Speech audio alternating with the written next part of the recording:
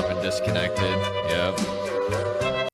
You feel like you're watching yourself from outside of your body. Yeah, and I know it's triggering to talk about, but we need awareness of these symptoms. I've had probably 3 people in the last week comment on my YouTube videos and say, this is the first time that I've ever had somebody describe my experience. And no, that's not enough to get your body out of a trauma response, which is what's producing the symptoms.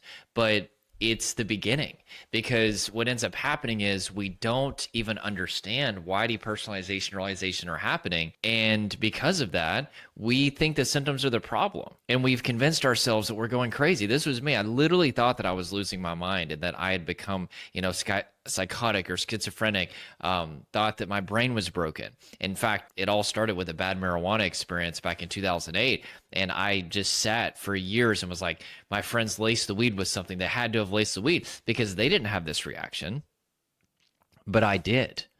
And that was part of what kept me stuck, was not knowing what the symptoms were or why that they were happening. So yes, it is kind of triggering to watch videos like this where they describe the symptoms. But for a lot of people, this is going to be a breakthrough, because it's going to be like, oh my gosh, nobody's ever given me a term for it. And it's going to lead to them getting on a path to recovery. Yeah, it feels like you and your body are a separate entity. It feels like you're watching yourself on a video camera. You may feel like your eyes are really hollow. You may look at your hands and your arms. It feels like they're literally not yours. You feel like your soul and body are detached. You may look in the mirror, feel like you're looking at a stranger. I experienced all of these for 2 years, 24/7, 5 years off and on. I am now recovered. Been helping people with these symptoms for the last 8 years, but they are absolutely terrifying. Put your head on my shoulder. Yeah, hands. That's right. That's more depersonalization. Derealization is whenever you feel like you're basically watching a movie instead of living your life. A lot of people describe it as like a wall of glass between them and reality.